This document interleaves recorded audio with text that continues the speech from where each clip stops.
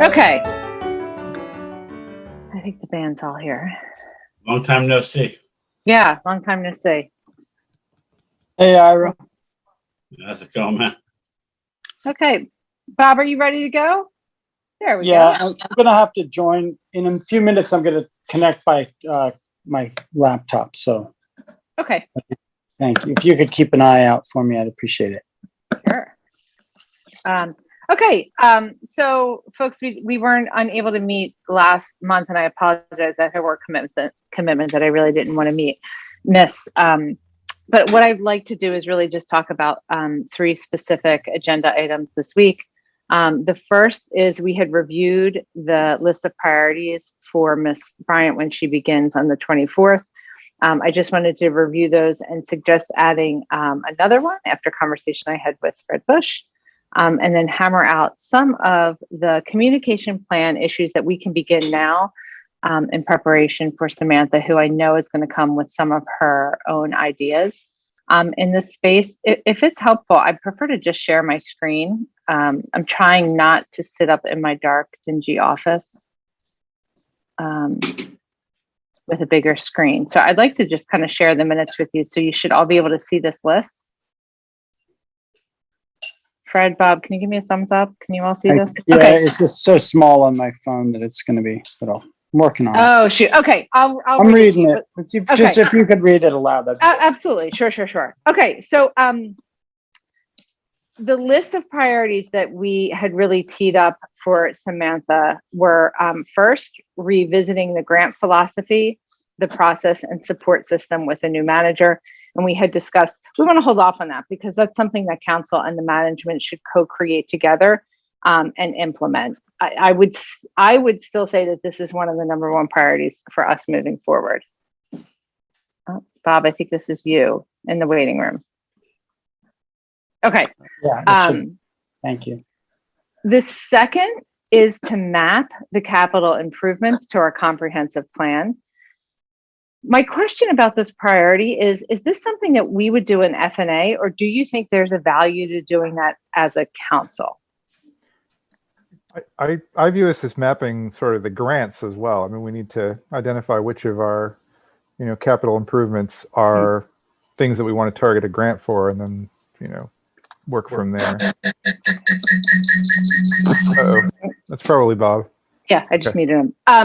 Thank you for clarifying that, Fred. Is that something that I'll ask you? Is that something that you think should happen in F&A, or do you, because the grants will be broad, is that something that we do at the council table? I don't know. I mean, we haven't really had it. We don't have a strategy for dealing with large scale grants, so I'm open to either suggestion. I mean, I think it's probably better if I think it'd probably be better in F&A, but if everybody on council wants to have a say in grants, we can do it that way as well. I envisioned us doing some sort of draft grant mapping and then presenting it to the larger council for ideas, thoughts, additions, feedback. Bob, I see you nodding. Anything to add? Oh, you're muted. I agree with both of you there. I think having the committee work on that and then present it to council for comments and suggestions, then I think it'd be good for it to kind of be at home in the committee. Okay.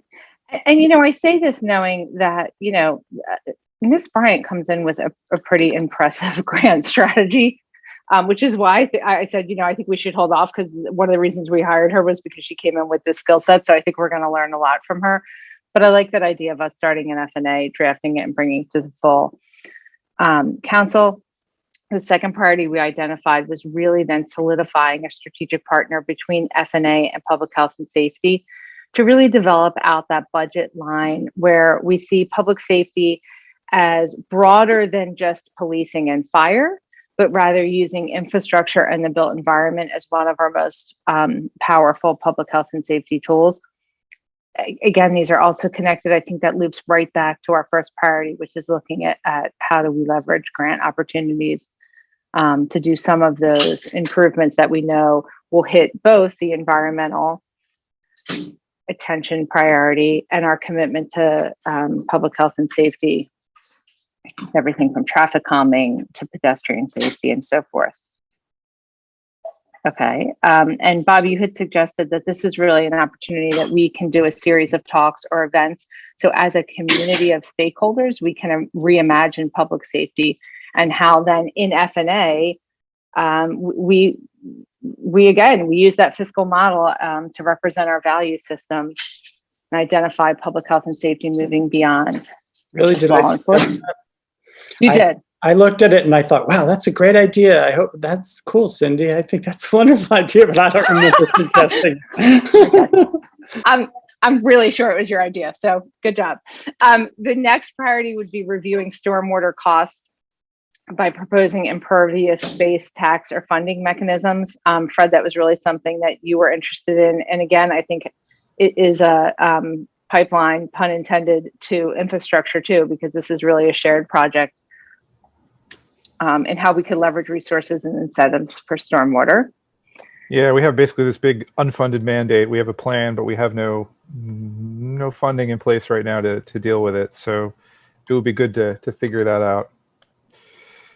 Can you, just by way of educating, since we have a little bit of time tonight, Fred, I'd like to learn more about what you know. So I'm just wondering if you could kind of put, sure, like sort of put in a capsule sort of your understanding of the issue and how we might approach that going forward. So we have a requirement under the state, this MS4 mandate, and we have to reduce the amount of pollutants that are in our stormwater runoff. Every community has to do this. We submitted a plan that's been accepted by the state for how we're going to do it. It includes a lot of green bump outs, which would be located near the storm sewer intakes. They would be little kind of green extensions of the curb. So the stormwater would come and it would be filtered through those before it got into the actual storm sewers. There's also a plan for some sort of basin under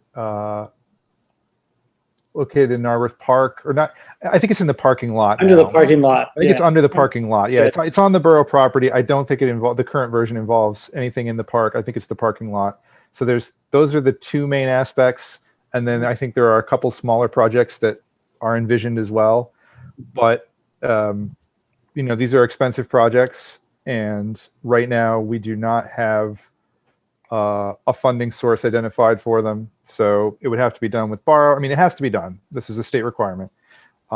So we need to figure out how we're going to do that, whether it's with borrowing, in which case we need to account for that, or whether it's going to be grant funded, or whether we can do some sort of, there's a possibility to institute a fee for impervious surface. That's how some of these communities do these things. You can charge a fee based on the amount of impervious that you have, because that's what's generating the stormwater that we have to fix. But that is, a complication. It may be that the administering that would be expensive and it's just not worth our time. And we'd be better off just borrowing and trying to get grants. So we should look into how we can fund this. Can you ask a couple more questions, or are you in a?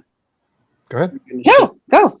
Sure. So Fred, there was two other things I wanted to understand the monetary implications of not matching the MS4 requirements. Like, isn't each municipality subject to a Commonwealth fine or penalty?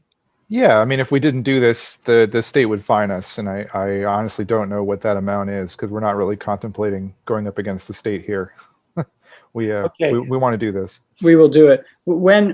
Another question I have, Fred, is that if the borough hypothetically had additional green space, open space, does that improve our MS4 status? Yeah, so the calculation is based on how much impervious there is in the borough. So if that number changed somehow by, incorporating a lot more green space, then, that we would have less runoff then that would count as improving the amount of runoff.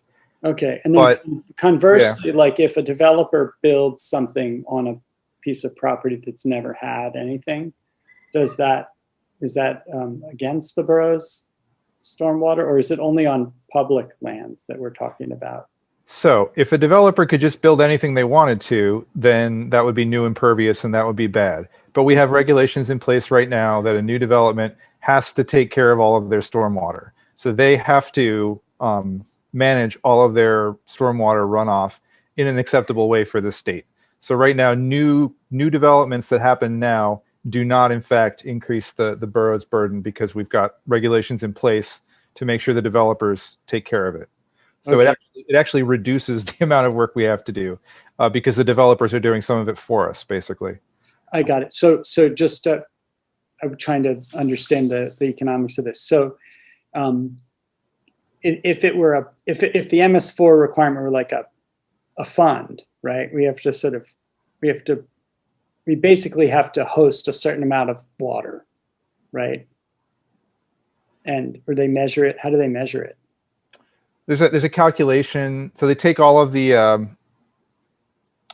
surfaces in the borough, and they say, okay, for a wooded area has this kind of runoff, and grass has this kind of runoff, and impervious has this kind of runoff. They come up with a number for how much water is entering the watershed from Narberth, and they say, okay, we're assuming that all of this is polluted water. You need to treat this percent of the water or get the pollutants out of this proportion of the water before it enters the watershed. But Okay. Bob, Mhm. if I could just, I'm sorry, before you move Yeah, on. it's okay. I'm almost I- finished. Well, just to add to your comment, because I think I understand where you're going on this. I Okay. think it's important to say, we are all in agreement that we want to manage stormwater. Absolutely, right. However, I would suggest, and this came up in our conversation, particularly actually about 3 Elmwood. We understand that developers can remediate and manage stormwater Yes. that is consistent with the MS4 requirement and our commitment to managing stormwater. However, as a community, we still hold that a basin or developer stormwater mitigation is never a substitute for open green space. No. Well, and so I'm Preferable. wondering if the MS4, like if the state sees it the same way or not. If it sees it the same way we do, they share our values, and that is reflected in the regulations as well. Yeah, I mean- I think it's And here's Sorry. why. Here's what I'm thinking about. This is in the background of my question, Fred and Cindy. I'm thinking about like what a high tech installation it is, like what an expensive piece of infrastructure it is to build that stormwater management system under the parking lot in the park, right? And it's a long-term investment. It's a very expensive thing, right? Is there maybe a low-tech solution? Say, for example, having more public land that maybe say accomplishes a similar goal or the same outcome in terms of stormwater mitigation. absolutely, Bob, I think you framed that perfectly, and that's where I was going, that why Okay. you could achieve the same outcome, perhaps, I would suggest that the community and the council would much prefer seeing that low-tech open green space as more than just stormwater mitigation, but also just adding value. Yeah, I'm just Beyond wondering if we could stormwater. really get credit. Like if the stormwater technology costs, say, $500,000, right? Do you get the same bang from that $500,000 if you buy open space, for example? I mean, open space around here is expensive. I think the way the calculations work, it would be, if all you wanted to do was take care of the stormwater requirements, that, buying property and turning it into a field would not be cost effective. Gotcha. Okay. So, but Got I mean, there are certainly lots of benefits to preserving open space. It's not, I don't think that'll save us here. I don't think that's. I follow you. Yeah, no, that's what I was trying to understand, was like sort of what is the value of, because it's all of the water from all of the borough, right? So think of all of the borough. If we were to try to convert a significant proportion of the borough to open space, yes, right. I follow you. Really, right. That's not really feasible. Yeah, so we really are locked into funding these high-tech solutions like green bump out. Not that a green bump out's that high-tech, but I think the storm infiltration system that they would put under the parking lot is pretty high-tech. And then the other issue is that in 5 years, we might have another requirement from the state. This might come up again. That's why this is something we need to kind of focus on financially, make sure we're ready for it. Yeah, and I mean high tech, like you don't do it with a shovel. You have to have machinery and cast concrete and all, and pipes and stuff. I don't mean high tech like electronics. I understand. I'm just saying it's more technologically intensive than just say growing a planting a tree, which also mitigates stormwater. There are some options. I mean, if we had, if we like rewilded an area that, introducing trees and things that will hold water, but I mean, that's not, we can't really put trees in the middle of, Narberth Park right now. I mean, right. Oh, so you think rewilding actually has some. It does. That would be an option. Like Narbrook Park looked into it, but the amount of rewilding they would need to do, they were not interested in doing that. It was just too much. It would be difficult to use the property the way it is now if they brought it up to state sort of specifications to get credit. And Fred, who was the they? I'm sorry, who was the, you said they were not wild about it. Who's the they? So the EAC had a discussion with Narbrook Park about doing work on the creek side there. They've done a bit of work, but they talked about, what it would take to get credit under the state rules for mitigating runoff with new trees. And it would involve a lot of new trees, kind of, I don't even remember. I think it extended past where the road is now. Like it would, they would have to forest up past the road. So yeah. Is that the term of art, rewilding, Fred? Is that what? Probably not, but that's All right. it's not exactly wild. I mean, it's I could find the proper term. I just don't have it at the tip of my tongue right now. Thank you so much for answering all the questions. Bob, to your point, I think it's important to connect the dots with grants. Yes. Exactly. Yes, I agree. Yeah.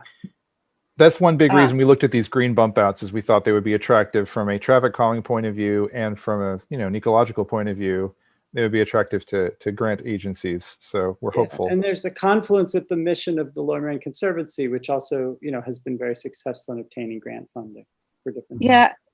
And, again, I underscore this enough. I think the significance of having that budget line of the built environment under our public safety is, we have the expert who writes the papers on this in Michelle Kondo that looks at trees and greening as one of the most effective public health and safety tools in communities. I just think the more that we can build a narrative and connect the dots on some of these grants, we can just be really aggressive. And it's important to move green bump outs, for example, not only in the EAC, but also into our public safety toolkit. And I think I think when Samantha comes here and we talk about our communication plan too, it would behoove us to really kind of clearly outline that for the public and ourselves, so we can continue to go back and revisit, our strategy. Maybe we could get Michelle Connor to speak, at least do a quick presentation for us about some of her research, because it's pretty fascinating. I'd love to hear her talk about it. Could you bring her to a meeting, Cindy, perhaps? I would absolutely love to, but she's actually, full disclosure here. I have my students read 2 articles that she's published, and she's come to my class. I think that would really be an event that perhaps we could host with the Narberth Civic Association, the Narberth Police and Council, because I think folks are going to be interested in that. It shouldn't just be buried in a council. And now we've completely put her on the spot in YouTube, so I'll reach out and email her tonight. Sorry, Michelle. For sure. I think that would be an awesome speaker series that would educate all of us on her work. Okay. Moving along, if there's not any other comments about the stormwater. Thanks so much, Fred. I really appreciate your. Yeah, we've talked about this a lot in infrastructure, so I definitely can. Eric Johnson could also answer all of these questions as well. He's the one that's worked on the plan at Pannoni, or one of the ones who worked on the plan. Yeah, thank you, Fred. Okay, then moving on to the next piece of priority was, we are called to do formative assessment and evaluation of our comprehensive plan. It is time to do that, particularly if we're saying we are going to map investment and grants to the comprehensive plan. We really need to do a strategic evaluation of that. So I wanted to bring up some different formats. I personally would find it really helpful to bring back some of the community members who drafted that plan and evaluation, to offer some context, to ask some questions beyond that really impressive document that we have. I also think it's an opportunity to perhaps envision like an ad hoc type of committee to bring in folks that were not here 4 years ago, 5 years ago, when the plan was drafted, who really want to get involved. I just have a question, Sure. Cindy. What's the grounding for the? I thought comprehensive plans were done like every 10 years. So what's the kind of the directive for revisiting that now? Is that in Commonwealth regulations or somewhere else, or is it just like you're feeling it's a good idea to do?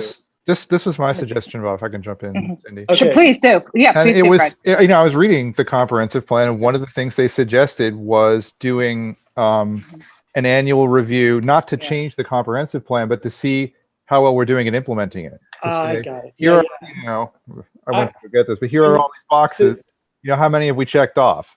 Which ones are in progress? Which ones should, are considered urgent that we haven't addressed yet? Right. So why wouldn't we just do that? Like, why would we do it with residents when we're not really able to, like, we're not really going to be redrafting it at this time? Why would we just want to review it with, say, within a meeting or two, like read it together? We could, which is one of my questions. Again, I have always found value in speaking to the community members who really engaged in that process, to understand conversations and context of, wow, when we wrote this, it's almost kind of like the form-based zoning. Like when we wrote it, we were going under all these models. Now, 5 years later, we're seeing it played out like this. Let me share our thought process. So I would like to see us do it, but let's make sure that they have a specific task, because I think if there's not if the task is like, okay, we're just going to look at this and review it, I'm not sure it's specific enough. So I was like, so maybe it's like, so that it's clear that like we're not there to rewrite it or redraft it. The idea is to see how far we've gotten, like to evaluate how far we are and how far, and maybe even to perhaps to suggest some priorities. Yeah, Bob, as you talk though, I'm thinking, okay, so maybe it doesn't make sense to have the members involved in that process. Fred, I'm interested in your critique. Perhaps we review it, and this may be another opportunity to have an additional meeting, perhaps in partnership with the Narberth Civic Association, when council does kind of the state of the borough. This really could be a document for us to point to. Here's the box, to your point, like here are the things that we've hit, here are the things that are in process, here are the things that we are planning for in the future. Maybe that makes more sense. Kind of like mapping, tracking our work relative to the comprehensive plan. So it's like really like the evaluation is not so. Here's why your bullet point says comprehensive plan evaluation. I think actually the evaluation is of our ability to basically implement the comprehensive plan. We're not really evaluating the comprehensive plan. We're evaluating our implementation of the comprehensive plan to date. Correct. And then prioritizing, looking at where we move from here. Yeah, so it's like. There we go. Yeah, you're right. It's not an evaluation of the comprehensive plan. It's our progress. Perfect. Yes, it's our progress. And it's a self-checking, it's making sure that we're on the right path. So perhaps it doesn't make sense. Fred, I'm curious your perspective to invite those members, but rather I do think it's a good opportunity to have a community meeting outside of F&A. Well, we're going to be scoring ourselves, right? So we're going to be looking at this and saying, okay, well, we think this is how we've done. So it might be good to have the members take a look at our score and say, you haven't really done what we think this is all about. We really thought that you should do this, and you've done this, and that's not enough. Or, well, you did this and this is great and this works. So maybe having them look at so us scoring ourselves initially or working with the borough manager to, to score the borough, and then having them, present when we look at our scores, or having them offer feedback on our self-evaluation. Yeah, that sounds really good, because the original members really do have a sense. They have it. It's sort of more like it's in their heads still. They know, they know what the priorities were. They know. I think that's a great idea. Yeah, I like that a lot. And I think that's a really nice hybrid approach. I still do think that a meeting with the NCA for us to then present, us being council comprehensive plan members, if possible, to review that, might also be a really nice opportunity for Miss Bryant to get involved and meet some folks interested in this space too. So we can, right, exactly. Be familiar with the document and the people who created it. I mean, the NCA, we could just focus on the things that we've made progress on. We could say, okay, this year, these are our comprehensive plan goals that we've been working on, and here they are, and go through them. And that would be that'd be like a good way to approach that NCA meeting to me. Yeah, and it's exciting to me, because it's really like it really makes it a living. It's always supposed to be a living document, and so many times these kinds of reports get put in the drawer and they never see the light of day. So this is terrific. Bob, that's actually the exact phrase I used on my notes for the agenda, was this has to be a living document and it can't die in a drawer. Yeah. So here, and I suppose this can be public knowledge, but when we were interviewing Miss Bryant, if you remember, Samantha multiple times said, well, I seen your comprehensive plan. You stated, she cited this document to us many times. So it might be interesting and helpful for her to see kind of the spirit behind that work as well. Okay, so I guess my question to you then is, as we review our progress and evaluation, is this something that you foresee us beginning in committee here in FNA, or is that something that we would also then bring to the full council?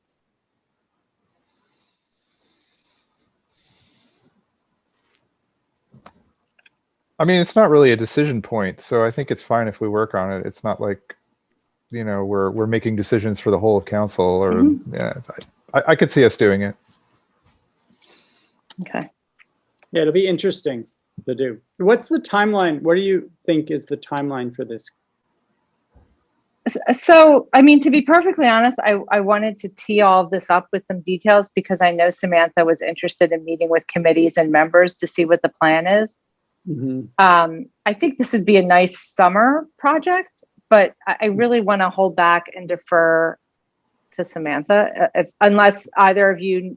I mean, we don't have a state deadline. I mean, really, this isn't urgent. This is a good thing to do, but it's there are other priorities. So sure. when it feels like when we have a nice gap in our schedule, let's say.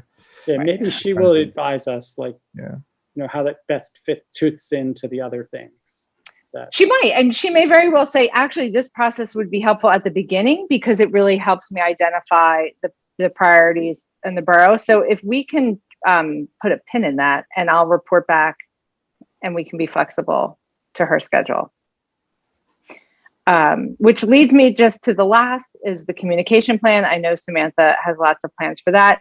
In the meantime, I did want to get a date on the book we were doing the quarterly meet and greets. We did it over Zoom. We did not do one in the spring in anticipation of having a borough manager. I just wanted to get a nod of approval that I could send out a doodle poll to council and the Civic Association to plan one in the park. We can do a meet and greet of council and a welcome to Samantha.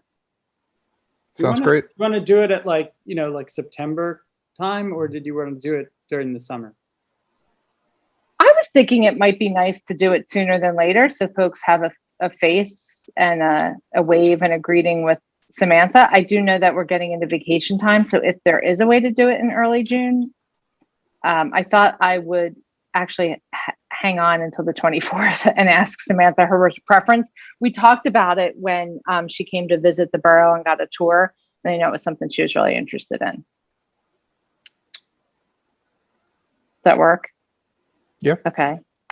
Okay, then if you two don't have anything else for FNA this evening, I'll move to public comment. I'm afraid I have one more kind of Okay. remaining agenda item, which is the BPT analysis that we were going to have the the borough work on. So that that never Well, really And actually, that's a good got point. done. That occasions a question for me too, just to throw in this bucket. Mhm. I mean, in a parallel, not the same bucket, actually. I'm wondering about the, oh boy, it went away. Hey, can you put your thing back? Oh, wait, you want to back up? Okay. BPT. This Hold is, on. Yeah, so this oh, was sorry, you did, yeah, you weren't in committee when we were discussing this. But no, basically, no, this I is remember that the you had borough told- staff making sure that we have an accurate inventory of current Yeah. businesses and that they're complying with the BPT. Yeah, that seems It's really a important. Mhm. you It know, seems a fair really amount of important. effort on the borough's part, but it's an important thing to do. Yeah, and then I guess my question is, where do we stand on the retirement fund, the pension plan? So we need to get. Last I heard, the pension fund managers were arranging a new. I forget the term. Someone to actually actively manage the fund. They were hiring somebody to do the day-to-day management of the fund. Working on the composition of it. Yeah, a manager, an active manager. Yeah, these are, and that once they were ready and had this manager in place and were able to discuss things with us, they would be in touch. But well, I think we need to reach out to them and get them back on. But it's less urgent right now. We've a deadline has slipped, so we've got time now that we can. We're not in a huge hurry here, but I would like to get that done. Does that go on the list, Cindy, or is it, or Fred? Does it? It should be a. Or is it sort I of don't think the own, borough manager. This is a decision from council. This isn't a decision from the borough manager. Gotcha. And I follow you. I don't know what it's mostly that's it. It's a council decision at this point. So it's kind of like on things that we're focusing on to work with Samantha on. So I mean, it could go on the list, but it should be on Aaron's list. But maybe we should put it on this list just in case it's not on. Somehow it didn't get on that list. We should, and I am curious. Sorry, I got bumped off of Zoom. Why? Because it's sort of our committee's job to kind of follow that. It is, but I'd also like to hear. I mean, Samantha has that concentration in fiscal management, and that was a big part of her experience and job and career. So I am actually interested in her perspective on the business privilege tax. I mean, because there's multiple issues with how to collect that tax, and some holes in the system, and then the pension investment too. I would be interested in her outside and new perspective as well. All right. Okay. Then if there's not any other questions or points to talk about, I'll defer to Ira Winston. You're our only public. Any comment for the good of the group? I have one question about stormwater that maybe Fred knows. How local a phenomena is it? In other words, if it's like a big area with a big parking lot, can you compensate for that for having a wooded area 2 miles away, or is it about the overall stormwater, or is it a local phenomena that then causes people's basements to flood because it's a lot of impervious in one area? Well, I mean, it depends if you're asking about the state requirement or the effect of a parking lot in general. So the state requirement, is borough wide. So it's not that we have to put things in every location. It's just we have to take the amount that's coming out of the borough and reduce it, and we can do that by focusing on any area we choose. As to whether an individual, like a point source, can cause flooding, yeah, I mean, that's one reason why developments have to take care of their flooding, is because they're often putting in impervious surface, and we want to make sure that houses near them are not affected. So does that answer your question? I just heard that the area near the borough hall is an area that has particular issues with people's basements, and so I'm thinking where is tackling the impervious surfaces near there more important for protecting people's houses than doing it in a place that's maybe on higher ground. So that is a FEMA floodplain. So that is one. If there's a, Indian Creek runs right under the park. That's why it's, that's why everybody has problems in that area, is because it's a former swamp, basically. Right. Okay. So fortunately for that, we own that property, right? That's all borough owned. So that's why there's a bunch of improvements slated for that area. So that should help. We are planning to work in there because we own it, and it's a lot easier for us to work there than to work in other parts of the borough, which are privately owned. A So huge percentage of the plan takes place within that yeah. area that Ira's talking about, doesn't it? Yeah, well, it's because if we were trying to put in, It's a coincidence, but it's a good. Yeah, it is a good spot in that it gets flooded. I mean, if you remember during the tropical storm, the borough parking lot got flooded, and Right.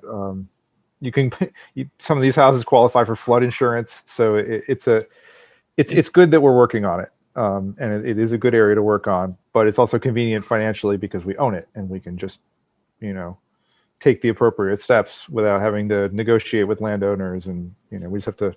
We once we decide that it is an important step, we can do it. So, But the state Okay. thing is about the total outflow from the entire borough. right. Correct. Thank you. That's it. Okay, folks, let's end F&A, and I'll see you in 50 minutes in our full council meeting. All right. All right. Thanks all. See ya.